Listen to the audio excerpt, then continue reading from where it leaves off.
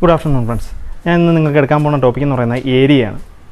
അപ്പോൾ മാത്സിലെ ഏരിയയാണ്. ഏരിയ എന്ന് വെച്ച് കഴിഞ്ഞാൽ വിസ്തീർണം അല്ലെങ്കിൽ പരപ്പളവ് എന്ന് പറയും. അപ്പോൾ എല്ലാവർക്കും അറിയാം, നമ്മൾ എല്ലാവർക്കും കളിക്കാൻ ഇഷ്ടമുള്ളവരാണ്. അപ്പം നമ്മൾ കളിക്കുന്നതാണ് നമ്മളെ ഏരിയ എന്ന് പറയുന്നത്. അപ്പം ഓരോരുത്തർ ക്രിക്കറ്റ് ആണെങ്കിൽ ക്രിക്കറ്റ്, ഫുട്ബോൾ ആണെങ്കിൽ ഫുട്ബോൾ, അങ്ങനെ പലതരത്തിലുള്ള കളിയാണ് നമ്മൾ കളിക്കുന്നത്. അപ്പോൾ അതിൽ നമ്മൾ ഫുട്ബോൾ കളിക്കുകയാണെങ്കിൽ ആ അത്രയും സ്ക്വയർ ഷേപ്പിലുള്ള ഒരു ഇതിനെയാണ് ഏരിയ, നമ്മളെ ഏരിയ, കളിക്കുന്ന ആ ഗ്രൗണ്ടിനെയാണ് നമ്മളെ ഏരിയ എന്ന് പറയുന്നത്.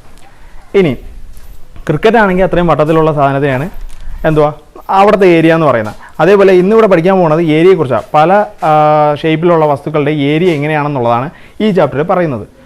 അപ്പം ഏരിയയുടെ ഒരു ഫസ്റ്റ് ഇൻട്രൊഡക്ഷൻ ആയിട്ട് പറയുകയാണെങ്കിൽ, ഇത് റെക്റ്റാങ്കിളിൻ്റെ ഏരിയ കണ്ടുപിടിക്കാനായിട്ട് നമുക്ക് എല്ലാവർക്കും അറിയാം. നേരത്തെ ക്ലാസ്സുകളിൽ നമ്മൾ പഠിച്ച സാധനവുമാണ്. എങ്ങനെയാണ് റെക്റ്റാങ്കിളിൻ്റെ ഏരിയ കണ്ടുപിടിക്കുന്നത്? എൽ, റെക്റ്റാങ്കിളിൻ്റെ നീളം എല്ലായിട്ട് എടുത്തും പിന്നെ വീതി ബി ആയിട്ട് എടുത്തും. അങ്ങനെ വീതി ബി ആയിട്ട് എടുത്തുകയാണെങ്കിൽ അതിൻ്റെ വിസ്തീർണം കാണുന്നതെന്ന് വെച്ച് കഴിഞ്ഞാൽ എൽ ഇൻറ്റു ബി. അത് നമുക്ക് എല്ലാവർക്കും നേരത്തെ ക്ലാസ്സിൽ പഠിച്ചതാണ്. അത് കഴിഞ്ഞിട്ട് അടുത്ത സ്ക്വയറിൻ്റെ ആണെങ്കിൽ ഒരു സൈഡ് എ ആണെങ്കിൽ അതിൻ്റെ വിസ്തീർണം കാണുന്നതെന്ന് വെച്ചാൽ എ സ്ക്വയർ ആണ്. That is area equal to a square. ഇനി ഒരു ട്രയാങ്കിൾ ആണെങ്കിൽ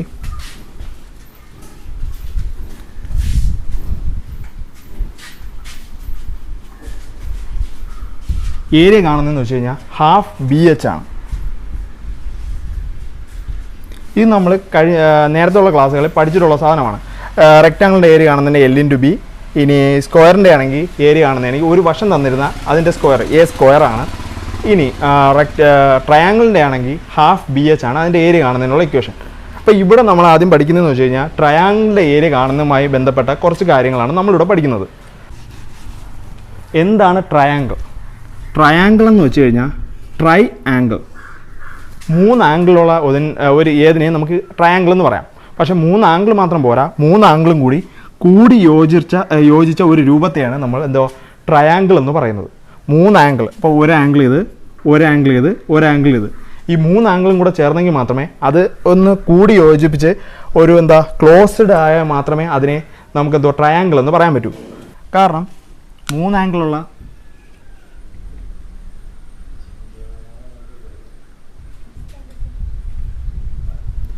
ഇങ്ങനൊരു രൂപം വരച്ചാലും അതിന് 3 ആംഗിളാണുള്ളത്. പക്ഷേ ഇത് ട്രയാങ്കിൾ ആവില്ല. കാരണം എന്ന് വെച്ച് കഴിഞ്ഞാൽ ഇതിൻ്റെ 3 ക്ലോസ്ഡ് അല്ല. ക്ലോസ്ഡ് എന്ന് പറയുന്നത് ഇവിടെ നിന്ന് ഇങ്ങനെ ക്ലോസ് ആയിരിക്കണം. അത് മാത്രം പോരാ, 3 ആംഗിളും ആയിരിക്കണം, 3 വശവും ആയിരിക്കണം. ഇത് നോക്കിയേ, 1 2 3 4 വശമായി. അപ്പോൾ ഇത് ട്രയാങ്കിൾ അല്ല. അപ്പോൾ ഇങ്ങനെയുള്ള ഒരു രൂപത്തെയാണ് നമ്മൾ ട്രയാങ്കിൾ എന്ന് പറയുന്നത്. അപ്പം ഇനി ട്രയാങ്കിളിൻ്റെ ഒരു പ്രോപ്പർട്ടി നേരത്തെ പഠിച്ചിട്ടുണ്ട്. അതിൻ്റെ ഇന്നർ ആംഗിൾസിൻ്റെ തുകയെന്ന് പറയുന്നത് ഇന്നർ ആംഗിൾസിൻ്റെ സം എന്ന് പറയുന്നത് 180 ഡിഗ്രി ആയിരിക്കും. ഏതൊരു ട്രയാങ്കിളിൻ്റെയും ഈ 3 കോൺ എ പ്ലസ് കോൺ ബി പ്ലസ് കോൺ C is equal to 180 degree ആയിരിക്കും.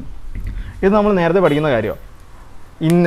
ആന്തരിക കോണുകളുടെ തുകയെന്ന് പറയുന്നത് 180 ഡിഗ്രി ആണെന്നുള്ളത് നമ്മൾ നേരത്തെ പഠിക്കുന്ന കാര്യമാണ്. അപ്പോൾ ഇതാണ് അതിൻ്റെ ബേസിക് ആയിട്ടുള്ള ഒരു കാര്യം. പിന്നെ ട്രയാങ്കിളിന് പറയുമ്പം ട്രയാങ്കിൾ പലതരത്തിലുള്ള ട്രയാങ്കിളുണ്ട്. സമഭുജ ത്രികോണം, സമപാർശ്വ ത്രികോണം, ഇക്വിലാറ്ററൽ ട്രയാങ്കിൾ, പിന്നെ ഐസോലസ് ട്രയാങ്കിൾ, ഇങ്ങനെ പലതരത്തിലുള്ള ട്രയാങ്കിളുണ്ട്. അതിൽ സമഭുജ ത്രികോണമാണെങ്കിൽ 3 വശവും തുല്യമാണ്. 3 വശവും 3 കോണുകളും തുല്യമായ തന്നെയാണ് നമ്മൾ സമഭുജ ത്രികോണം അല്ലെങ്കിൽ ഇക്വിലാറ്ററൽ ട്രയാങ്കിൾ എന്ന് പറയുന്നത്. 3 വശം ഇവിടെ 60, ഇതും 60, ഇതും 60. ഈ സൈഡ്സ് എല്ലാം ഈക്വൽ ആയിരിക്കണം. അതിനെയാണ് നമ്മളെന്തുവാ സമഭുജം അല്ലെങ്കിൽ ഇക്വിലാറ്ററൽ ട്രയാങ്കിൾ എന്ന് പറയുന്നത്. ഇനി സമപാർശ്വ ത്രികോണമാകുമ്പം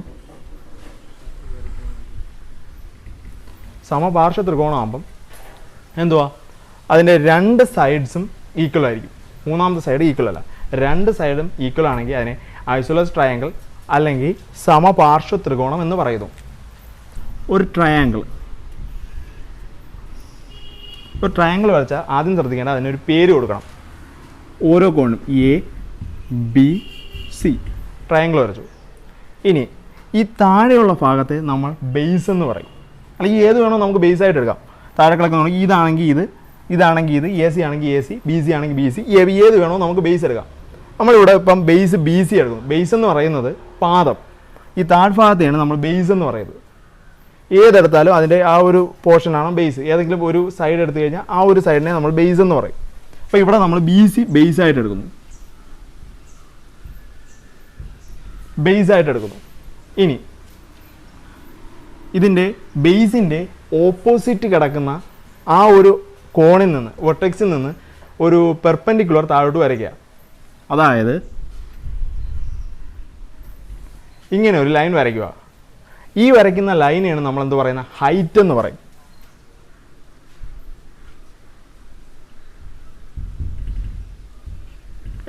ഹൈറ്റ് H എന്ന് പറയും. കാരണം ഇത് നോക്കിയാൽ അറിയാം, ഈ ഒരു പോർഷനാണ് അതിൻ്റെ ഹൈറ്റ് ആയിട്ട് വരുന്നത്. അപ്പോൾ ഈ വരയ്ക്കുന്ന ലൈൻ മുകളിൽ നിന്ന് താഴോട്ട് വരയ്ക്കുന്ന ലൈനാണ് അതിൻ്റെ ഹൈറ്റ് ആയിട്ട് പറയുന്നത്.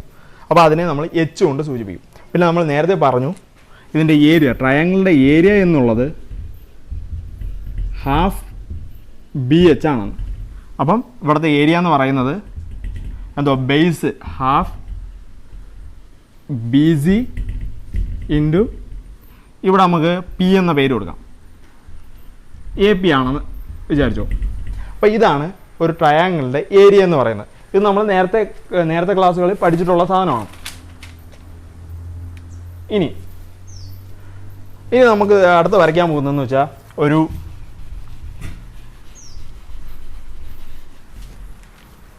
റെക്റ്റാങ്കിൾ. നേരത്തെ പറഞ്ഞതാണ് റെക്റ്റാങ്കിൾ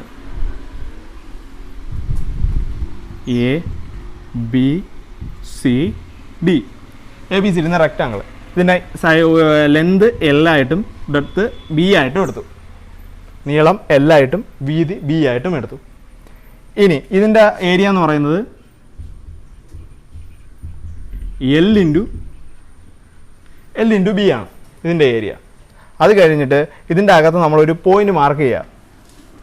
ഈ DC എന്ന് പറയുന്നതിൽ നമ്മളൊരു പോയിന്റ് മാർക്ക് ചെയ്തു. DCയിൽ നമ്മൾ എന്തിനാ പോയിന്റ് മാർക്ക് ചെയ്തു.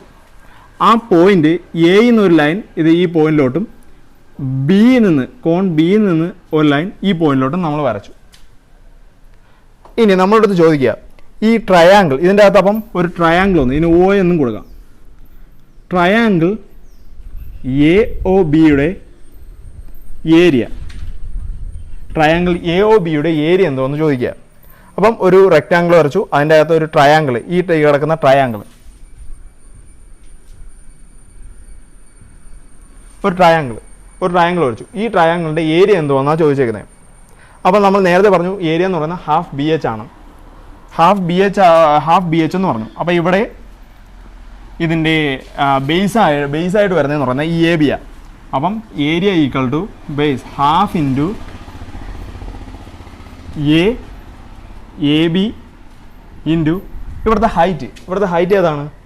ഈ താഴത്തെ പോർഷനിൽ നിന്നും ഈ മുകളിലത്തെ പോർഷൻ വരെയുള്ള ദൂരം എന്ന് പറയുന്നത് ബേസിന് ഓപ്പോസിറ്റായിട്ട് കിടക്കുന്ന ആ ഒരു മൂലയിൽ നിന്ന് താഴോട്ട്, ആ ഒരു വെർട്ടെക്സിൽ നിന്ന് താഴോട്ട് വരയ്ക്കുന്ന ആ ഒരു പെർപെൻഡിക്കുലർ ഡിസ്റ്റൻസിനെയാണ് പറയുന്ന ഹൈറ്റ് എന്ന് പറയുന്നത്.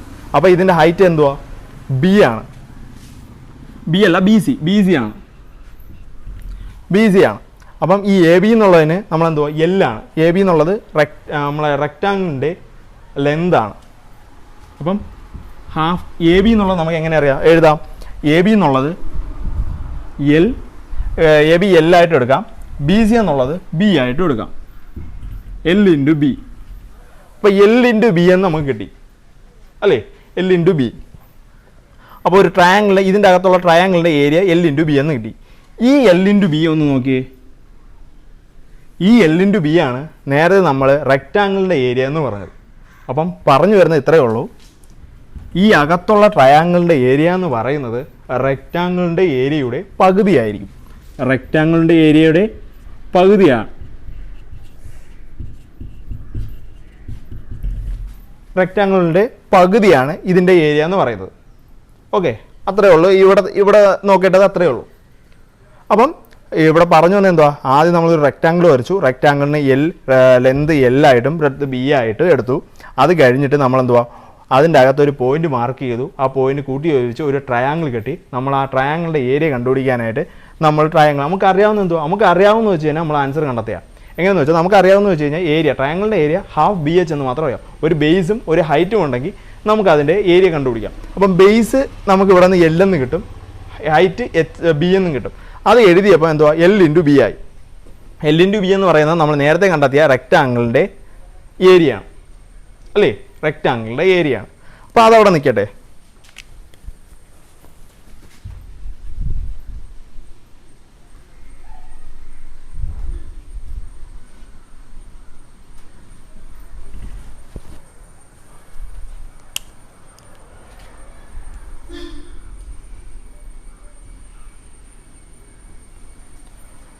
ഈ ഒരു ട്രയാങ്കിൾ വരച്ചു. ഇനി ഇതേപോലെ തന്നെ സെയിം ഒരു ട്രയാങ്കിൾ ഇവിടെ ഒരു പോയിന്റ് മാർക്ക് ചെയ്ത് നമ്മളൊരു സെയിം ഒരു ട്രയാങ്കിൾ ഇവിടെയും വരയ്ക്കുന്നു. അതിനെ പി എന്ന് കൊടുത്തു. സെയിം ഒരു ട്രയാങ്കിൾ അവിടെയും വരയ്ക്കുന്നു, അതിനെ പി എന്ന് കൊടുത്തു. അതേപോലെ തന്നെ ഇവിടെ ഒരു പോയിന്റ് മാർക്ക് ചെയ്തു, താഴോട്ടൊരു ലൈൻ വരച്ചു, ട്രയാങ്കിളാക്കി. ഇതിനെ നമ്മൾ ഇ എന്ന ലെറ്റർ കൊണ്ട് സൂചിപ്പിക്കുന്നു. അപ്പം നമുക്കിവിടെ 3 ട്രയാങ്കിൾ കിട്ടി. ഒന്നാമത്തെ ട്രയാങ്കിൾ എന്ന് പറയുന്നത് നമ്മുടെ എ പി ബി.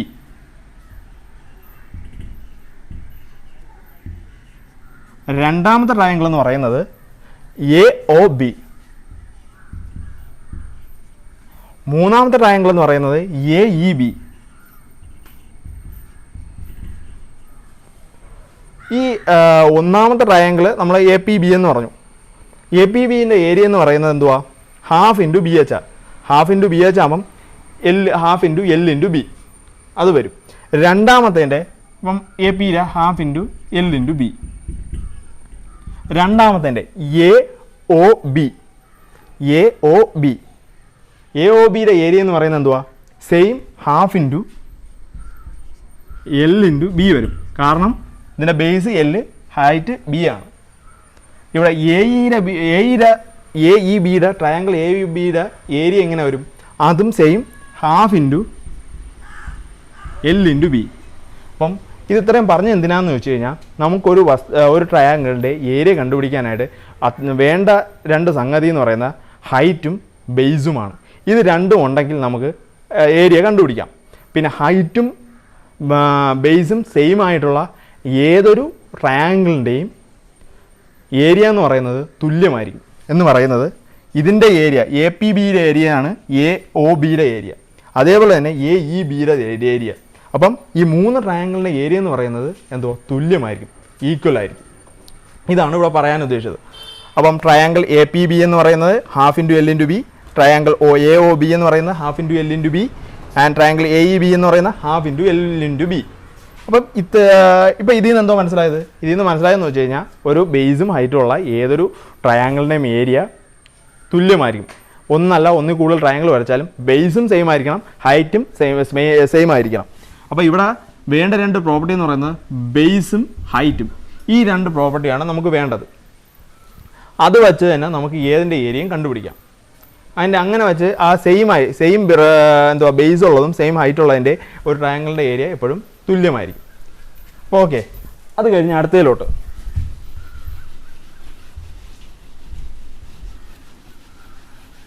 അടുത്തതെന്ന് വെച്ച് കഴിഞ്ഞാൽ നമ്മൾ എന്തുവാ ഹൈറ്റും ബേസും ഉള്ള ഏതിൻ്റെ ഏരിയ സെയിം ആവുമെന്ന് പറഞ്ഞു. നമ്മളൊരു ലൈൻ വരയ്ക്കും. ഒരു ലൈൻ വരച്ച് ലൈനല്ല ഒരു ലൈൻ വരച്ച് അതിന് എ ബി എന്ന് കൊടുത്ത് അത് കഴിഞ്ഞിട്ട് നമ്മൾ അതിനൊരു ട്രയാങ്കിളാക്കി മാറ്റി. ഇതിൻ്റെ എ ബി സി എന്ന് കൊടുത്തു. A B C. ഇതിൻ്റെ ഹൈറ്റ് എന്തുവാ? നമ്മൾ എച്ച് എന്ന് കൊടുത്തു. ഹൈറ്റ് എച്ച്, ഹൈറ്റ് അല്ലെങ്കിൽ ഉന്നതി എച്ച് എന്ന് പറഞ്ഞു കൊടുത്തു. ഇനി ഈ സെയിം സാധനം തന്നെ, ഈ സെയിം ഹൈറ്റിലുള്ള ഒരു സാധനം തന്നെ നമ്മൾ ഒന്ന് മാറ്റി വരയ്ക്കുക. ഹൈറ്റ് ഇങ്ങോട്ട് മാറ്റി, ഹൈറ്റ് അല്ല ആ പോയിന്റ്, ഹൈറ്റ് സെയിം ആണ്. ആ ഒരു പോയിന്റ് ഈ മേലത്തെ മൂന്നാമത്തെ കോണെന്ന് പറയുന്നത്, മൂന്നാമത്തെ വെർട്ടെക്സ് എന്ന് പറയുന്നത് നമ്മൾ അങ്ങോട്ടൊന്ന് മാറ്റി വരയ്ക്കുക. ചുമ്മാ ഒന്ന് മാറ്റി വരയ്ക്കുക. അപ്പം ഇതങ്ങ് യോജിപ്പിച്ച് കൊടുത്തു കഴിഞ്ഞാൽ പിന്നെ ഇതിൻ്റെ ബേസ് ആകെ സ്റ്റാർട്ടിങ് പോയിൻറ്റും എൻഡിങ് പോയിൻറ്റും എന്ന് വെച്ചാൽ സെയിം സാധനം തന്നെ, എയും ബിയിലും നിന്ന് തുടങ്ങിയതും അവസാനിച്ചതും. അപ്പോൾ എയും ബിയും ബേസ് സെയിം ആക്കി വെച്ചു, നമ്മൾ ഹൈറ്റ് വേറൊന്ന് വരച്ചു. ഇനി അടുത്തത് നമ്മളിവിടെ ഒരു പോയിന്റ് മാർക്ക് ചെയ്യുക. സെയിം ഹൈറ്റുള്ള, ഇതിൻ്റെ സെയിം ഹൈറ്റുള്ള ഇവിടെ ഒരു പോയിന്റ് മാർക്ക് ചെയ്ത് നമ്മൾ വരയ്ക്കുക.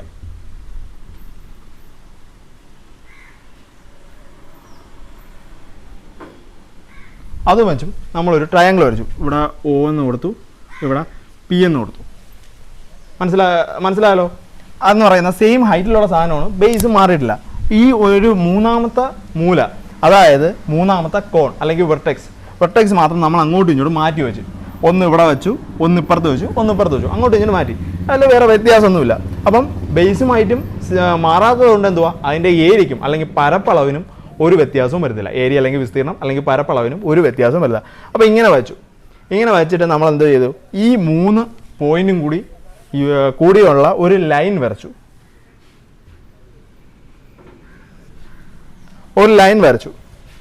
അല്ല, ഈ 3 പോയിന്റും കൂടി കടന്നു പോകുന്ന ഒരു ലൈൻ നമ്മൾ വരച്ചു. ഈ നോക്കിയേ, ഈ ലൈനിൻ്റെ പ്രത്യേകത എന്താണ്? ഈ ലൈൻ എന്ന് പറയുന്നത് ഒരു പാരലൽ ലൈനാണ്. എന്തുവാണ്? പാരലൽ ലൈനാണ്. ഈ പാരലൽ ലൈൻ എന്ന് പറയുന്നത് എന്തോ ബേസായ എ ബിക്ക് പാരലായിട്ടാണ് പോണത്. ബേസ് എ ബിക്ക് പാരലായിട്ട് ഒരു ലൈൻ പോവുകയാണ്. അപ്പോൾ ഇതെന്തുവാ, ഈ നമ്മളെന്തോ ആദ്യം എ ബി എന്ന ലൈൻ വരച്ചു, അത് കൂടിച്ചേർത്ത് നമ്മളൊരു ട്രയാങ്കിളാക്കി. അത് കഴിഞ്ഞ് അടുത്ത ട്രയാങ്കിൾ അതേ ഹൈറ്റും അതേ ബേസും വെച്ച് നമ്മൾ വീണ്ടും ഒരു ട്രയാങ്കിൾ വരച്ചു. വീണ്ടും അത് കഴിഞ്ഞ് മൂന്നാമതൊരു ട്രയാങ്കിൾ വരച്ചു. ഇങ്ങനെ 3 ട്രയാങ്കിൾ വരച്ചു. 3 ട്രയാങ്കിൾ വരച്ചപ്പോൾ നമുക്ക് കിട്ടിയെന്ന് പറയുന്നത് എന്തുവാ, 3 പോയിന്റുകൾ കിട്ടി. മൂന്നാമത്തെ കോണം എന്ന് പറയുന്നത് 3 പോയിന്റായിട്ട് നമുക്ക് കിട്ടി. അതെല്ലാം കൂട്ടി യോജിപ്പിച്ച് നമ്മളൊരു ലൈൻ വരച്ചു. ആ ലൈനാണെങ്കിൽ എന്തുവാ, ബേസിന് പാരലായിട്ടാണ് പോകുന്നത്. ഇതാണ് ടെക്സ്റ്റ് ബുക്കിൽ പറഞ്ഞിരിക്കുന്നത് ആദ്യത്തെ ഒരു പ്രോപ്പർട്ടി എന്ന് പറയുന്നത്. All triangle with the same base and area have their third vertexes on the line parallel to the base എന്ന് വെച്ച് കഴിഞ്ഞാൽ, ഒരേ ബേസ് മാറുന്നുണ്ടോ? ഇല്ല. ഒരേ ബേസും ഒരേ ഏരിയ ഹൈറ്റ് സെയിം ആയതുകൊണ്ട് ഏരിയയ്ക്ക് ഒരു വ്യത്യാസമില്ല. അപ്പോൾ അവിടെയും ഒരു പ്രശ്നമില്ല. അങ്ങനെയുള്ള ഒരു ഏരിയ ഉള്ള ഒരു ലൈൻ, അതിൻ്റെ മൂന്നാമത്തെ വെർട്ടെക്സസ് കൂട്ടി യോജിപ്പിച്ച് നമ്മൾ വരയ്ക്കുന്നത് എന്തുവാ, ഒരു പാരലൽ ലൈൻ ആയിരിക്കും. മൂന്നാമത്തെ വെർട്ടെക്സ് വരുന്ന ആ പോയിന്റുകളെല്ലാം കൂട്ടി യോജിപ്പിച്ച് നമ്മൾ വരയ്ക്കുന്നത് പാരലൽ ആയിരിക്കും. ഇനി അല്ലെങ്കിൽ all the triangles with the same base and third vertex on the line parallel to the base have the same area എന്ന് വെച്ച് കഴിഞ്ഞാൽ, മൂന്നാമത്തെ ഒരു സെയിം ബേസ് ഉള്ളതും മൂന്നാമത്തെ വെർട്ടെക്സ് ബേസിന് പാരലായിട്ടുള്ള ലൈനിലുമാണെങ്കിൽ അതിൻ്റെ അങ്ങനെ വരയ്ക്കുന്ന ട്രയാങ്കിൾസിൻ്റെ ഏരിയ എന്തുമായിരിക്കും, തുല്യമായിരിക്കും. അവർക്ക് വ്യത്യാസമൊന്നുമില്ല. സിമ്പിളായിട്ട് ആലോചിച്ചാൽ മതി. ഇത്രയേ ഉള്ളൂ കാര്യം. ഒരു ട്രയാങ്കിൾ വരയ്ക്കുന്നു, അതിൻ്റെ മൂന്നാമത്തെ മൂല സെയിം ഹൈറ്റുള്ള വേറൊരു ട്രയാങ്കിളും കൂടി വരയ്ക്കുന്നു. അങ്ങനെ 1-2 ട്രയാങ്കിൾ വരച്ചു. അതിൻ്റെ മൂന്നാമത്തെ വെർട്ടെക്സസ് തമ്മിൽ യോജിപ്പിക്കുന്നു. ആ യോജിപ്പിച്ച് നമ്മൾ വരയ്ക്കുന്നു. ഇത്രയും നമ്മൾ ചെയ്തുള്ളൂ. ആ യോജിച്ച് വരയ്ക്കുന്നതിൻ്റെ എന്തുവാ, ഈ 3 വെർട്ടെക്സും സെയിം ബേസും ഹൈറ്റും ആയതുകൊണ്ട് എന്തുവാ, ഇതിൻ്റെ ഏരിയയ്ക്ക് വ്യത്യാസം ഉണ്ടാകുന്നത്. അപ്പോൾ ആ ഏരിയ തന്നെയായിരിക്കും ഈ 3 എണ്ണത്തിൻ്റെ ഏരിയ ആയിട്ട് വരുന്നത്. ഒരു പാരലൽ ലൈൻ വരുന്നതേ ഉള്ളൂ. അപ്പോൾ ഇവിടെ നമ്മൾ അത് കറക്റ്റായിട്ട് പറഞ്ഞു കഴിഞ്ഞാൽ, നമ്മൾ ഒരു കറക്റ്റ് ടേമിലോട്ട് പറഞ്ഞു കഴിഞ്ഞാൽ എന്തുവാ, ഈ ഒരു മൂന്നാമത്തെ വെർട്ടെക്സ് ഒരു ബേസും ഏരിയയും സെയിം ആയിട്ടുള്ള ഒരു ട്രയാങ്കിളിൻ്റെ മൂന്നാമത്തെ വെർട്ടെക്സസ് ഒരു പാരലൽ ലൈനിലായിരിക്കും. അത് പാസ് ചെയ്യുന്ന ഒരു പാരലൽ ലൈനിലായിരിക്കും. അത് വരച്ച് ഒന്നിലധികം ട്രയാങ്കിൾസ് വരച്ച് കഴിഞ്ഞാൽ അതൊരു പാരലൽ ലൈനായിരിക്കും. അത്രേ ഉള്ളൂ സംഗതി. എന്ന് പറയുന്നത് ഒന്നും കൂടെ പറയാം, ബേസും ഏരിയയും സെയിം ആയിട്ടുള്ള ഒരു ട്രയാങ്കിൾസ്, ഒന്നല്ല ഒന്നിൽ കൂടുതൽ 1, 2, 3 ട്രയാങ്കിൾസ് വരയ്ക്കുക. അവിടെയെല്ലാം മൂന്നാമത്തെ കോണെന്ന് പറയുന്നത് എന്തുവാ, കൂട്ടി യോജിച്ച് വരുന്ന ഒരു പാരലൽ ലൈനാണ്. ബേസിന് പാരലായിട്ടുള്ള ലൈനായിരിക്കും. പിന്നെ ശ്രദ്ധിക്കേണ്ട ഒരു കാര്യം, ടെസ്റ്റ് പറയാത്ത ഒരു കാര്യമാണ്. എന്ന് വെച്ച് കഴിഞ്ഞാൽ, ഇങ്ങനെ ഒരു ലൈൻ വരയ്ക്കുക. നമ്മൾ ടെസ്റ്റിൽ പറഞ്ഞിട്ടുള്ള ഒരു സംഗതി എന്ന് പറയുന്നത്, ഒരു ട്രയാങ്കിൾ വരയ്ക്കുന്നു, അതിൻ്റെ ഹൈറ്റ് ഇതാണ്. വീണ്ടും ഒരു ട്രയാങ്കിൾ വരയ്ക്കുന്നു.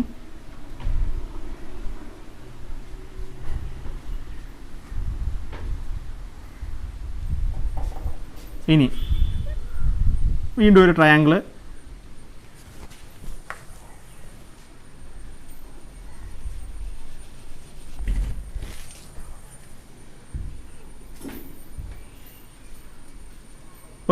വരയ്ക്കുന്നു. ABC ഒരു ട്രയാങ്കിൾ വരയ്ക്കുന്നു. നമ്മൾ പറഞ്ഞേക്കുന്നതെന്ന് വെച്ച് കഴിഞ്ഞാൽ, ആ ഒരു ട്രയാങ്കിൾ നമ്മൾ വേറൊരു ട്രയാങ്കിൾ അതേ സെയിം ബേസ് അതേ സെയിം ബേസ് ഉള്ള ഏരിയ ഉള്ള ഒരു ലൈൻ വരച്ച് ഒരു വെർട്ടെക്സ് പറഞ്ഞാൽ അത് പാരലൽ ലൈനിൽ കൂടെയാണ് പോകുന്നതെന്ന് പറഞ്ഞു. അപ്പം നമ്മൾ ഈ അത് തിരിച്ചു പറഞ്ഞു കഴിഞ്ഞാൽ ഒരു പാരലൽ ലൈനിൻ്റെ ഇടയിൽ കൂടെ വരയ്ക്കുന്ന ട്രയാങ്കിൾസ് എന്ന് പറയുന്നത് ഈക്വൽ ആയിരിക്കും. അതിൻ്റെ ഏരിയ എന്ന് പറയുന്നത് 2-3 ട്രയാങ്കിളിൻ്റെ ഏരിയ എന്ന് പറയുന്നത് ഈക്വൽ ആയിരിക്കും എന്നാണ് പറഞ്ഞത്. പക്ഷേ ഒരു ശ്രദ്ധിക്കേണ്ട കാര്യം, നമുക്ക് ബേസിന് പാരലായിട്ട് ലൈൻ മുകളിൽ മാത്രമല്ല നമുക്ക് താഴെയും വരയ്ക്കാം. പറ്റത്തില്ലേ? പാരലൽ ലൈൻ എന്നേ പറഞ്ഞോളൂ, ബേസിന് പാരലായിട്ട് പോകണമെന്നേ പറഞ്ഞിട്ടുള്ളൂ. അപ്പോൾ മുകളിലല്ല, നമുക്ക് താഴെയും വരയ്ക്കാം. താഴെ വരച്ച് കഴിഞ്ഞാൽ നമുക്കുള്ള ട്രയാങ്കിൾ എന്തോ കിട്ടുന്നത്, അതിൻ്റെ വെർട്ടെക്സസും മൂന്നാമത്തെ വെർട്ടെക്സസും ഈ താഴോട്ട് പോകും. അപ്പം ഈ പറഞ്ഞ ഇതായിരിക്കുമല്ലോ നമുക്ക് ആൻസർ വരുന്നത് കേട്ടാ. ഈ പറഞ്ഞ രീതിയിലായിരിക്കുമല്ലോ നമുക്ക് ആൻസർ വരുന്നത്. അതുകൊണ്ട് ഈ ഒരു സൈഡിൽ മാത്രമേ അത് നോക്കിയാൽ മതി. ഈ താഴോട്ടുള്ളത്, ബേസിൽ താഴോട്ട് വരുന്നത് നമുക്ക് എപ്പോഴും കറക്റ്റ് ആവണമെന്നില്ല. ഇപ്പോൾ പറഞ്ഞത് ഇത്രയേ ഉള്ളൂ. ഈ ഒരു പാരലൽ ലൈൻ അതേ സെയിം സൈഡിൽ തന്നെ ആയിരിക്കണം എന്ന് പറയുന്നത്. ഇപ്പം മുകളിലാണ് നമ്മൾ ആ മെയിൻ ട്രയാങ്കിൾ എടുത്തെങ്കിൽ ആ ഒരു മെയിൻ ട്രയാങ്കിളിൽ കൂടെ തന്നെ ആയിരിക്കണം അടുത്ത ട്രയാങ്കിൾ വരേണ്ടത്. എങ്കിലേ അത് അതിനുള്ള ഏരിയാസ് ഈക്വൽ ആയിട്ട് വരുള്ളൂ.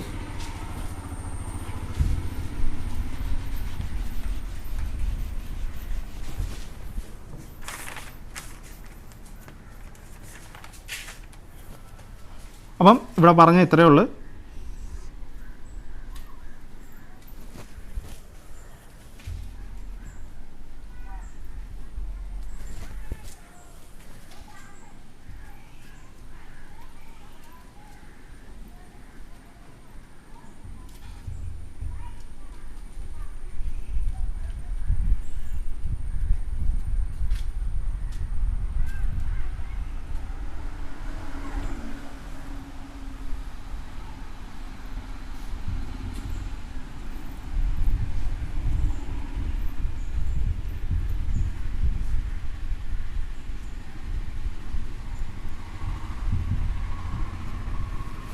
ഇതാണ് ഇത്രയും നേരം പറഞ്ഞുകൊണ്ട് ഇത്രയുള്ള ഇതിൽ എന്തുവാ, ബേസ് പാരലായിട്ട് പോകണം. ബേസിന്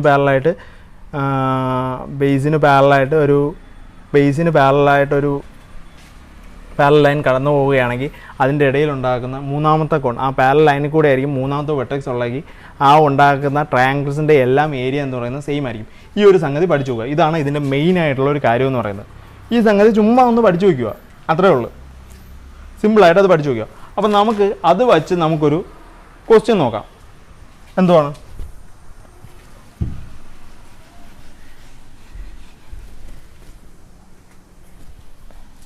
നാല് അഞ്ച് ആറ് നീളമുള്ള ത്രികോണം, ഇതേ പരപ്പളവുള്ള സമപാർശ്വ ത്രികോണവും വരയ്ക്കുക.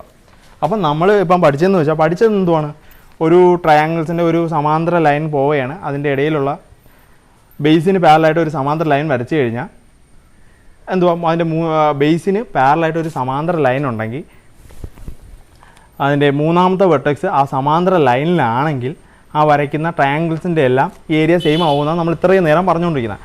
അത് മാത്രമേ നമുക്കറിയാവൂ. അപ്പോൾ നമ്മളിവിടെ അടുത്ത ക്വസ്റ്റ്യനായിട്ട് വന്നതെന്ന് പറയുന്നത് 4, 5 ഇതുള്ള ഒരു ട്രയാങ്കിൾ വരയ്ക്കണം.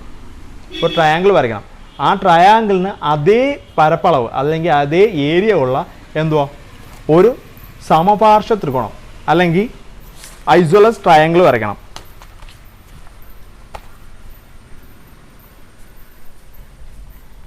ഐസോലസ് ട്രയാങ്കിളിൻ്റെ പ്രത്യേകത എന്തോ നേരത്തെ നമ്മൾ പറഞ്ഞതാണ്. രണ്ട് വശങ്ങളും ഈക്വൽ ആയിരിക്കും. രണ്ട് വശം ഈക്വൽ ആയിട്ടുള്ള ട്രയാങ്കിൾസിനെയാണ് നമ്മൾ ഐസോലസ് ട്രയാങ്കിൾ എന്ന് പറയുന്നത്. രണ്ട് വശവും ഈക്വൽ ആണെന്ന്. അപ്പം 4, 5, 6 ഇതാണ് നമുക്ക് തന്നിരിക്കുന്ന അളവ്. അതിന് മുന്നേ നമ്മൾ ട്രയാങ്കിൾ വരയ്ക്കുന്നത് എങ്ങനെയാണ്? ട്രയാങ്കിൾ വരയ്ക്കുന്നത് സിമ്പിളായിട്ട് പറയാം. ആദ്യം ഇതിലെ ഏത് വാല്യൂ എടുക്കാം, ഏത് വാല്യൂ നമുക്ക് ബേസ് ആയിട്ട് ഒരു ബേസ് വേണം. ഞാനിപ്പോൾ 6 എടുക്കുന്നത്. 6 എടുത്ത് ഒരു പേരും കൊടുക്കുക, AB എന്ന് പറയുന്ന ഒരു പേര് കൊടുത്ത് 6 സെൻറ്റിമീറ്റർ. AB 6 സെൻറ്റിമീറ്റർ എന്ന് എടുത്തു. ഇനി നമ്മൾ ട്രയാങ്കിൾ വരയ്ക്കുന്നത് നേരത്തെയുള്ള ക്ലാസ്സുകളിൽ നമ്മൾ പഠിച്ചിട്ടുണ്ട്. ട്രയാങ്കിൾ വരയ്ക്കുന്നത് എങ്ങനെയാണോ? ഈ ട്രയാങ്കിൾ വരയ്ക്കുന്നതെന്ന് വെച്ച് കഴിഞ്ഞാൽ ഇനി നമുക്ക് 4 വേണം, 5 വേണം. ഈ വശങ്ങളുള്ള ട്രയാങ്കിളാണ് വേണ്ടത്. നമ്മൾ കോമ്പസ് 4 സെൻറ്റിമീറ്റർ എടുക്കുക. കോമ്പസ് എടുത്തിട്ട് സ്കെയിൽ ഉപയോഗിച്ച് കോമ്പസിൽ നമ്മൾ 4 സെൻറ്റിമീറ്റർ അളന്നെടുക്കുക. 4 സെൻറ്റിമീറ്റർ എടുത്തിട്ട് ഈ എയിൽ വെച്ച്, എയിലോ ബിയിലോ എവിടെ വേണോ വയ്ക്കാം, എയിൽ വെച്ച് ഒരു ഇത് കൊടുക്കുക, ഒരു ആർക്ക് കൊടുക്കുക. സപ്പോസ് ഇവിടെയാണെന്ന് വിചാരിച്ചോ, കോമ്പസിൽ നമ്മളെടുത്ത് ഒരു ആർക്ക് കൊടുത്തു, എയിൽ വെച്ച് ഒരു ആർക്ക് കൊടുത്തു. ഇനി എയിലാണ് വയ്ക്കുന്നതെങ്കിൽ അടുത്ത അളവ് ബിയിൽ 6ാമത്തെ അളവായിരിക്കണം. 6 5 2ാമത്തെ വശമായിരിക്കണം. എയിലാണ് വയ്ക്കുന്നതെങ്കിൽ നമുക്ക് ഒരു സപ്പോസ് ഈ ഒരു ക്വസ്റ്റ്യൻ കിട്ടിക്കഴിഞ്ഞാൽ നമുക്കൊരു റഫായിട്ടുള്ളൊരു ഫിഗർ നോക്കാം. 6 5 4 ഇങ്ങനെ ഒരു റഫായിട്ടുള്ള ഫിഗർ നമ്മൾ ഏത് ക്വസ്റ്റ്യൻ കിട്ടിയാലും ഒരു റഫായിട്ട് നമ്മളേതായ ഒരു ഐഡിയയിൽ ഒരു ഫിഗർ വരച്ചിടണം. 4 5 6 ഇങ്ങനെയുള്ള ഒരു ഫിഗർ വരച്ചിട്ടു. ഇനി ഇവിടെ നമ്മൾ 6 സെൻറ്റിമീറ്റർ എടുത്തു, അതിൽ അടുത്ത അളവെന്ന് പറയുന്നത് 5 എന്തുവാ, നമ്മൾ കോമ്പസ് എടുത്തിട്ട് ഒരു ആർക്ക് ഇങ്ങനെ വരച്ചു, ഒരു ആർക്ക് വരച്ചു.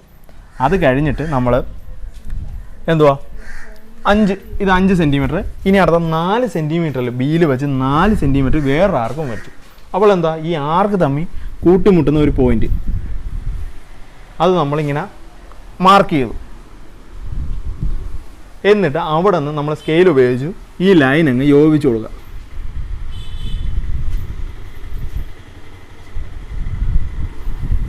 യോജിപ്പിച്ച് കൊടുക്കുമ്പോൾ നമുക്ക് എന്ത് കിട്ടും, ഒരു ട്രയാങ്കിൾ കിട്ടും. ഇങ്ങനെയാണ് ട്രയാങ്കിൾ വരയ്ക്കുന്നത്. ഒരു കോണം ഒന്നും തന്നിട്ടില്ലെങ്കിൽ, നമുക്ക് ആകെ അറിയാവുന്ന വശങ്ങൾ മാത്രമേ ഉള്ളെങ്കിൽ നമ്മൾ ട്രയാങ്കിൾ, സൈഡ്സ് മാത്രമേ ഉള്ളെങ്കിൽ നമ്മൾ ട്രയാങ്കിൾ വരയ്ക്കുന്നത് എങ്ങനെയാണ്, ഈ എ ബി എന്ന് പറയുന്ന ഒരു ലൈൻ വരയ്ക്കുക, ഒരു എണ്ണം ബേസായിട്ട് എടുക്കുക, എന്നിട്ട് കോമ്പസിൽ ഒരു ആർക്ക് എടുക്കുക. ആർക്ക് എടുത്ത് ട്രയാങ്കിളിൻ്റെ ഒരു 6 സെൻറ്റിമീറ്റർ അല്ലെങ്കിൽ 4 സെൻറ്റിമീറ്റർ വെച്ച് ഒരു ആർക്ക് വരയ്ക്കുക. ഇവിടെ ബിയിൽ വെച്ച് വേറെ 4 സെൻറ്റിമീറ്ററിൽ അടുത്ത വശത്തിൻ്റെ ആർക്ക് വരയ്ക്കുക, എന്നിട്ട് അത് യോജിപ്പിക്കുക. അങ്ങനെ ഈ കിട്ടിയ പോയിന്റ് നമ്മൾ സി എന്ന് കൊടുത്തു. ഇത് 4 സെൻറ്റിമീറ്റർ, ഇത് 5 സെൻറ്റിമീറ്റർ. ഇനി നമുക്ക് സമപാർശ്വ ത്രികോണമാണ് വേണ്ടത്. സമപാർശ്വ ത്രികോണം നമ്മൾ എങ്ങനെയാണ് വരയ്ക്കുന്നത്? നേരത്തെ പഠിച്ചിട്ടുള്ള കാര്യമാണ് സമപാർശ്വ ത്രികോണം വരയ്ക്കുന്ന കാര്യം. സമപാർശ്വ ത്രികോണം നമ്മൾ എങ്ങനെയാണ് വരയ്ക്കുന്നത്? എങ്ങനെയാണ്? സമപാർശ്വമാകുമ്പം 2 വശവും ഈക്വൽ ആവണം. പഠിച്ചിട്ടുള്ള കാര്യമാണ്, ഒന്നും കൂടെ പറയാം. ഒരു ലൈൻ വരയ്ക്കുന്നു, എ ബി ഏതെങ്കിലും ഒരു അളവിൽ ലൈൻ വരയ്ക്കുന്നു. ഒരു 6 സെൻറ്റിമീറ്റർ ലൈൻ വരയ്ക്കുന്നു വിചാരിച്ചോ. ഒരു സമപാർശ്വ ത്രികോണമാണെങ്കിൽ വരയ്ക്കുന്നതിന് മുന്നേ എ ബി വരയ്ക്കുന്നു. എ ബി വരച്ചിട്ട് നമ്മളെന്തുവാ, പകുതിയിൽ കൂടുതൽ, ഏകദേശം 3ൽ കൂടുതൽ, പകുതി എന്ന് പറയുന്ന 6ൻ്റെ പകുതി 3ആണ്, 3ൽ കൂടുതൽ കോമ്പസിൽ എടുക്കുന്നു. സ്കെയിൽ വെച്ച് നമ്മൾ മാർക്ക് ചെയ്ത് കറക്റ്റ് 3ൽ കൂടുതൽ എടുക്കുന്നു. 3ൽ കൂടുതൽ എടുത്തിട്ട് നമ്മൾ ഇവിടെ ഒരു ലൈൻ വരയ്ക്കുന്നു. സംഭവം ഇത്രയേ ഉള്ളൂ, ഒന്നുമില്ല. ഈ ഒരു എ ബിക്ക് ബൈസെക്ടർ കണ്ടുപിടിക്കുന്നത് നേരത്തെ പഠിച്ചിട്ടുള്ള സാധനം. ബൈസെക്ടർ ബൈസെക്ടർ എന്ന് പറയുന്ന ലംബ സമഭാജി എന്ന് പറയും. ലംബ സമഭാജി എന്ന് പറഞ്ഞു കഴിഞ്ഞാൽ ഇതിനെ മധ്യത്തു കൂടി കടന്നു പോകുന്ന ഒരു ലംബ ലൈൻ അല്ലെങ്കിൽ ഒരു പെർപെൻഡിക്കുലർ ലൈൻ, അതിനെയാണ് ബൈസെക്ടർ എന്ന് പറയുന്നത്. ബൈസെക്ട് ചെയ്യും, രണ്ടിനെയും കട്ട് ചെയ്ത് തുല്യമായിട്ട് കട്ട് ചെയ്ത് മാറ്റും. അതിനാണ് ബൈസെക്ടർ എന്ന് പറയുന്നത്. അപ്പോൾ ബൈസെക്ടർ വരയ്ക്കുകയാണ്. അപ്പോൾ എ ബി എടുത്തു. ഇനി ബൈസെക്ടർ എങ്ങനെ വരയ്ക്കുന്നത്? പകുതി കൂടുതൽ ഒരു അളവ് എടുത്തിട്ട് മേലിലൊരു ആർക്ക് വരയ്ക്കും, അതേ കണക്ക് താഴെയും ഒരു ആർക്ക് വരയ്ക്കും. സെയിം ആ സെയിം അളവ് ഇവിടെ കൊണ്ടുവന്ന് ഇവിടെയും ആർക്ക് വരയ്ക്കും. അപ്പോൾ എന്ത് പറ്റും, ഈ ഒരു ലൈന് കൂട്ടുമുട്ടും, അതേപോലെ തന്നെ താഴെയുള്ള ഒരു ലൈനിലും കൂട്ടിമുട്ടും, അല്ലേ? താഴെയുള്ള ലൈനിലും കൂട്ടിമുട്ടും. എന്നിട്ട് നമ്മൾ ചെയ്യുന്നത് വെച്ചാൽ ഈ പോയിന്റിൽ നിന്ന് ഈ പോയിന്റിലോട്ട് ഒരു ലൈൻ വരയ്ക്കും. ഈ പോയിന്റിൽ നിന്ന് ഈ പോയിന്റിലോട്ട് ഒരു ലൈൻ വരയ്ക്കും, അല്ലേ? ലൈൻ വരയ്ക്കും. ഇനി ഇപ്പം നമ്മൾ ഈ സമപാർശ്വ ത്രികോണം അല്ലെങ്കിൽ ഐസോലസ് ട്രയാങ്കിളിൻ്റെ പകുതി അല്ലെങ്കിൽ മുക്കാലോളം നമ്മളിപ്പം ചെയ്ത് കഴിഞ്ഞു. ഇനി നമുക്ക് ഒരേ ഒരു കാര്യമുള്ളൂ, നമുക്ക് എത്ര അളവ് വേണോ അതിനനുസരിച്ച് നമ്മളിവിടെ മാർക്ക് ചെയ്യും, അല്ലെങ്കിൽ കോമ്പസ് എടുത്ത് വീണ്ടും അതിനനുസരിച്ച് ഇവിടെ മാർക്ക് ചെയ്യും. ഈ ലൈനിൽ, ഈ ഏത് ലൈനിലാണോ വരുന്നത് ആ ലൈനിൽ വരുന്ന ഏതെങ്കിലും ഒരു പോയിന്റ്, ഈ പോയിന്റിൽ നിന്ന് ഇങ്ങോട്ട് വരയ്ക്കുന്ന ട്രയാങ്കിൾസ് സമപാർശ്വ ത്രികോണമായിരിക്കും.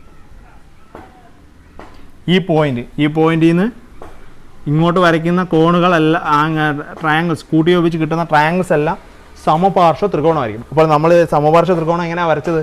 ആദ്യം ഒരു ലൈൻ വരച്ചു, അതിനെ കട്ട് ചെയ്യാൻ ഒരു ബൈസെക്ടർ, അതിൻ്റെ ബൈസെക്ടർ കണ്ടെത്തി, ആ ബൈസെക്ടർ ഇട്ട് നമ്മൾ വരച്ചു. അതിനെ രണ്ടും ബൈസെക്ട് ചെയ്ത് പോകും, എന്ന് വെച്ചാൽ കട്ട് ചെയ്ത് പോകും. എന്നിട്ട് ആ ബൈസെക്ടറിൻ്റെ ഏതെങ്കിലും ഒരു പോയിന്റ് മാർക്ക് ചെയ്തിട്ട് അവിടെ നിന്ന് നമ്മൾ ഒരു ലൈൻ വരച്ച് ഒരു ട്രയാങ്കിൾ കൂട്ടി യോജിപ്പിച്ചു. അതൊരു ട്രയാങ്കിളാക്കി മാറ്റി, അല്ലേ? ആ ഒരു ട്രയാങ്കിളാക്കി മാറ്റിയപ്പോൾ നമുക്ക് കിട്ടുന്നതെന്ന് വെച്ച് കഴിഞ്ഞാൽ ഒരു സമപാർശ്വ ത്രികോണം അല്ലെങ്കിൽ ഐസോലസ് ട്രയാങ്കിൾ. ഇതാണ് നമ്മൾ കുഞ്ഞു ക്ലാസ്സിൽ പഠിച്ചിട്ടുള്ള സമപാർശ്വ ത്രികോണം കാണാനുള്ള സിമ്പിളായിട്ടുള്ള മെത്തേഡ്. ഇനി നമ്മൾ ഇവിടെ എന്തു ചെയ്യുമെന്ന് നോക്കാം. ഇവിടെ നമുക്ക് വേണ്ടതെന്ന് പറയുന്നത് എന്തോ ഒരു സമപാർശ്വ, ഇതേ സെയിം ഏരിയ ഉള്ള സമപാർശ്വ ത്രികോണം. നമുക്ക് സെയിം ഏരിയ കണ്ടെത്താനായിട്ട് നമ്മൾ നേരത്തെ പറഞ്ഞു ബേസിന് പാരലായിട്ടുള്ള ലൈൻ, ബേസിന് പാരലായിട്ടുള്ള ഒരു ലൈനിൽ കൂടി ബേസിന് പാരലായിട്ടുള്ള ഒരു ലൈനിലായിരിക്കണം മൂന്നാമത്തെ വെർട്ടെക്സ് എങ്കിൽ അങ്ങനെ വരയ്ക്കുന്ന ട്രയാങ്കിൾസിൻ്റെ എന്തുവാ പരപ്പളവ് അല്ലെങ്കിൽ ഏരിയ എന്ന് പറയുന്നത് തുല്യമാണെന്ന് പറഞ്ഞു. അപ്പം നമ്മളെ കയ്യിൽ ഇത്രയേ ഉള്ളൂ സംഗതി. നമ്മളൊരു ട്രയാങ്കിൾ വരച്ചു. ഇനി നമുക്കറിയാവുന്ന ഒരു പാരലൽ ലൈൻ വരയ്ക്കും. ഒരു പാരലൽ ലൈൻ അങ്ങ് വരയ്ക്കുക. ഇനി ഈ പാരലൽ ലൈൻ എങ്ങനെയാണ് വരയ്ക്കുന്നത്? കൈകൊണ്ട് ചുമ്മാതല്ല വരയ്ക്കുന്നത്. അതിന് നമ്മൾ സെസ്കോറും സ്കെയിലും എടുക്കണം. സ്കെയിലും സെസ്കോറും എടുത്തിട്ട് സ്കെയില് ഇങ്ങനെ വയ്ക്കണം. സെസ്കോർ ഇതിൻ്റെ നീളത്തിന് കറക്റ്റിന് ഇവിടെ വയ്ക്കണം കേട്ടോ. സെസ്കോർ എടുത്ത് ഇതിൻ്റെ നേരെ കറക്റ്റായിട്ട് സെസ്കോർ ഇവിടെ വയ്ക്കണം. എന്നിട്ട് ഈ സ്കെയിലിട്ട് അഡ്ജസ്റ്റ് ചെയ്ത് നോക്കണം. എന്നിട്ട് സ്കെയിൽ കറക്റ്റ് ലെവലാണോ, അങ്ങോട്ടും ഇങ്ങോട്ടും മാറാൻ പാടില്ല, കറക്റ്റ് ലെവലാണോ നോക്കണം. നോക്കിയിട്ട് എന്ത് ചെയ്യണം?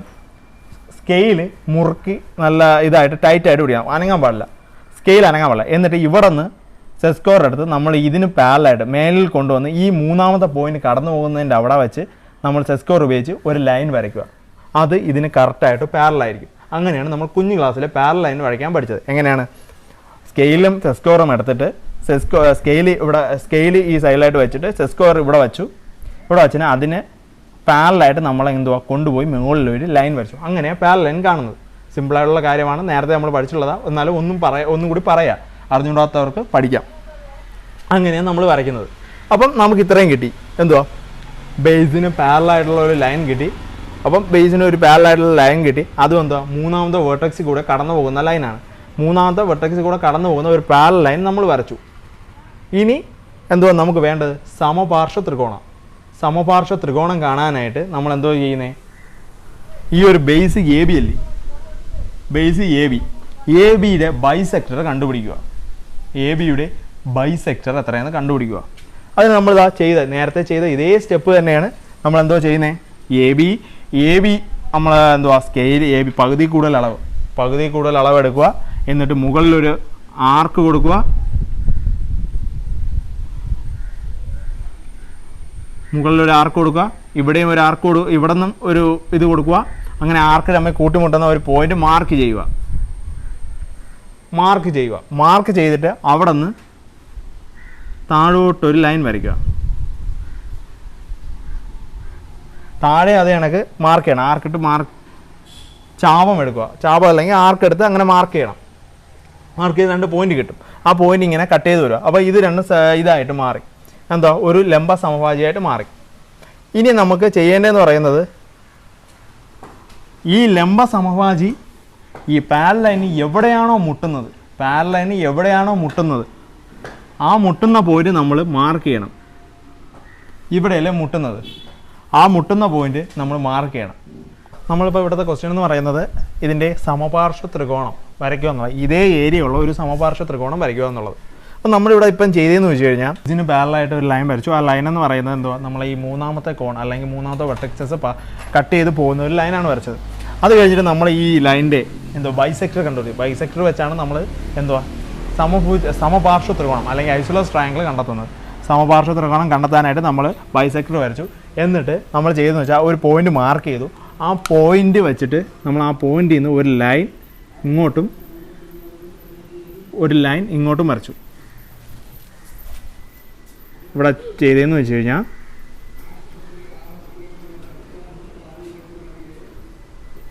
ഒരു ലൈൻ ഇങ്ങോട്ടും വരച്ചു. അപ്പം ഇതിൻ്റെ 2 വശങ്ങൾ ഈ വരച്ച ലൈൻ നമുക്കൊന്ന് ഷെയ്ഡ് ചെയ്യാം. നമുക്ക് കിട്ടുന്ന ക്വസ്റ്റ്യനിൽ ഇതേപോലെ വരയ്ക്കാൻ ചോദിച്ചേക്കുന്ന ക്വസ്റ്റ്യൻ ആണെങ്കിൽ നമ്മൾ കിട്ടിയ ആൻസറിനെ പെൻസിൽ ഉപയോഗിച്ച് ഒന്ന് ഷെയ്ഡ് ചെയ്തേക്കുക. കാരണം നോക്കുന്നവർക്ക് പെട്ടെന്ന് ഒന്ന് മനസ്സിലാവാനായിട്ടാണ്. അതൊന്ന് ഷെയ്ഡ് ചെയ്തേക്കാം.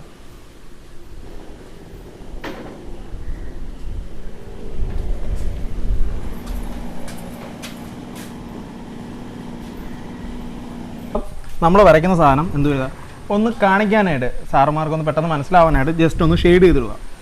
അപ്പം ഈ കിട്ടിയ ട്രയാങ്കിൾ എന്ന് പറയുന്നത് ഐസോലസ് ട്രയാങ്കിൾ ആയിരിക്കും. അപ്പോൾ ഇത്രയേ ഉള്ളൂ. ഇത്രയുള്ള സംഗതി. ആദ്യം അതിൻ്റെ ഫസ്റ്റ് സ്റ്റെപ്പ് എന്ന് പറയുന്നത് നമ്മളൊരു ബേസ് വരയ്ക്കുക. സ്റ്റെപ്പ് 1 ബേസ് വരയ്ക്കുക. സ്റ്റെപ്പ് 2 എന്ന് പറയുന്നത് അത് വെച്ച് നമ്മൾ കോമ്പസിൽ രണ്ടാമതൊരു ആർക്ക് വരയ്ക്കുക. രണ്ടാമതൊരു ആർക്ക് വരച്ചു. എത്ര അളവ് വേണമെന്നുള്ള ആർക്ക് വരച്ചു. പിന്നെ മൂന്നാമത്തെ സ്റ്റെപ്പ് 3 എന്ന് പറയുന്നത് ഒരു പാരലൽ ലൈൻ വരച്ചു. അല്ലേ, ബേസിന് പാരലായിട്ടൊരു ലൈൻ വരച്ചു. സ്റ്റെപ്പ് 3. ഇനി സ്റ്റെപ്പ് 4 എന്ന് പറയുന്നത് ഐസോലേസ് ട്രയാങ്കിൾ വരയ്ക്കാനായിട്ട് നമ്മൾ ബൈസെക്ടർ വരച്ചു. Step 4 bisector. ഇപ്പം സ്റ്റെപ്പ് 4 എന്ന് പറയുന്ന ബൈസെക്ടർ വരച്ചു. ബൈസെക്ടർ വരച്ച് നമ്മളൊരു പോയിന്റ് മാർക്ക് ചെയ്ത് സ്റ്റെപ്പ് 5 എന്ന് പറയുന്നത് ആ മാർക്ക് ചെയ്ത പോയിന്റ് നമ്മളൊരു ട്രയാങ്കിളാക്കി മാറ്റി. ആ ട്രയാങ്കിളാണ് നമുക്ക് കിട്ടേണ്ട സമപാർശ്വ ത്രികോണം അല്ലെങ്കിൽ ഐസോലേസ് ട്രയാങ്കിൾ. അപ്പം ഇത്രയുള്ള സംഗതി. ഈ ഇങ്ങനെ സ്റ്റെപ്പ് എഴുതി നിങ്ങൾ നോട്ട് ബുക്കിൽ വയ്ക്കുക. കാരണം എന്ന് വെച്ചാൽ ഈ സ്റ്റെപ്പാണ് അവസാനം നമുക്ക് പഠിക്കാൻ നേരത്തെ ഈ സ്റ്റെപ്പ് നോക്കിക്കഴിഞ്ഞാൽ നമുക്ക് ഒറ്റയടി കിട്ടും. ഇത് വരയ്ക്കുന്നതിനെക്കാട്ടും നല്ലത് ഈ സ്റ്റെപ്പ് നമ്മൾ എങ്ങനെയാണ് വരച്ചതെന്ന് മനസ്സിലാക്കി വയ്ക്കുക. പിന്നെ ഇനി ബാക്കിയുള്ള ഒരു 2 പ്രോബ്ലം ഞാൻ ഹോംവർക്കായിട്ട് തരികയാണ്. അതിൻ്റെ എക്സ്പ്ലനേഷൻ അടുത്ത ക്ലാസ്സിൽ ഞാൻ പറഞ്ഞുതരാം. നമ്മൾ ആ ടെസ്റ്റിൽ പേജ് നമ്പർ 11 ഒന്നാമത്തെ question, draw the triangle of side 3, 4 and 6 centimetre. Draw the 3 different right angle triangle of same area ഉള്ള ഡിഫറെൻ്റ് ആയിട്ടുള്ള റൈറ്റ് ആംഗിൾ ട്രയാങ്കിളാണ്, മട്ട ത്രികോണമാണ് വരയ്ക്കേണ്ടത്. 90 ഡിഗ്രി ഉള്ള മട്ട ത്രികോണമാണ് വരയ്ക്കേണ്ടത്. അതിൻ്റെ അളവും തന്നിട്ടുണ്ട്. ആ ഒരു ക്വസ്റ്റ്യൻ നിങ്ങൾ ചെയ്ത് നോക്കുക. അടുത്ത ക്ലാസ്സിൽ ഞാൻ അത് എക്സ്പ്ലെയിൻ ചെയ്ത് തരാം. അത് ഹോംവർക്കായിട്ടൊന്ന് ചെയ്യുക. പിന്നെ അതിൻ്റെ ആ പേജിൽ തന്നെ 11ാം പേജിൽ page number 11 first second question ആണ് നിങ്ങൾ ചെയ്യേണ്ടത്. രണ്ടാമത്തെ ക്വസ്റ്റ്യൻ എന്ന് വെച്ചാൽ ഒരു ട്രയാങ്കിൾ തന്നിട്ടുണ്ട്. അതിൽ ABC എന്ന് പറഞ്ഞ് തന്നിട്ടുണ്ട്. അതിൻ്റെ അളവും തന്നിട്ടുണ്ട്. അതിൽ നിന്ന് നമുക്ക് വേണ്ട ആംഗിൾ BAP എന്നും പറഞ്ഞ് 90 ഡിഗ്രി അടയാളപ്പെടുത്താനായിട്ട് ചോദിച്ചിട്ടുണ്ട്. അതൊന്നുമില്ല, നമ്മൾ ആ പാരലൽ നമുക്കറിയാവുന്ന സംഗതി ഉപയോഗിച്ച് നിങ്ങൾ വരയ്ക്കുമ്പം അതിലില്ലാത്ത പോയിന്റ് ആ പാരലൽ ലൈൻ മാർക്ക് ചെയ്തിട്ട് അത് കൂട്ടി ഉപയോഗിച്ച് ഒരു ട്രയാങ്കിളാക്കി നോക്കുക. അങ്ങനെ നോക്കുക. കിട്ടിയില്ലെങ്കിൽ അടുത്ത ക്ലാസ്സിൽ നമുക്ക് നോക്കാം. അങ്ങനെ ഒരു 3 എണ്ണം ഉണ്ട്. BCQ 60 ഡിഗ്രി ഉള്ളത്, പിന്നെ ACR 30 ഡിഗ്രി. അങ്ങനെ 3 എണ്ണം ഉണ്ട് ആ ആംഗിൾ വെച്ച് വരയ്ക്കാനായിട്ട്. അത് 3 ചെയ്യുക. അത് ഇച്ചിരി എളുപ്പമുള്ള സംഗതിയാണ്. അത് നിങ്ങൾ ചെയ്യുക. ബാക്കി ഇനി നമുക്ക് അടുത്ത ക്ലാസ് കാണാം.